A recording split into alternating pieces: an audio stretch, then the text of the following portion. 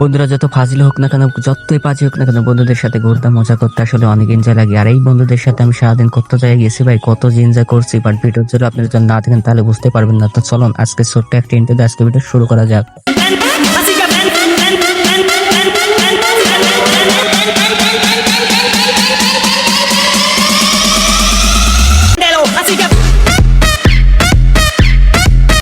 তো first of all বন্ধুদের সাথে আম খাওয়ার জন্য চলে আসলাম ভিডিতে। এরপরে বন্ধুর হাতে তো চোপা চোপা আম দেখে মাথাটা নষ্ট হয়ে গেল। কিন্তু আমি ছোট ভাইকে বললাম যে তুমি তাড়াতাড়ি আম কোটো, আমার তো জিভে রস এসে গেল। তখনই তারপরে বিট লবণ আনলাম আমেতে।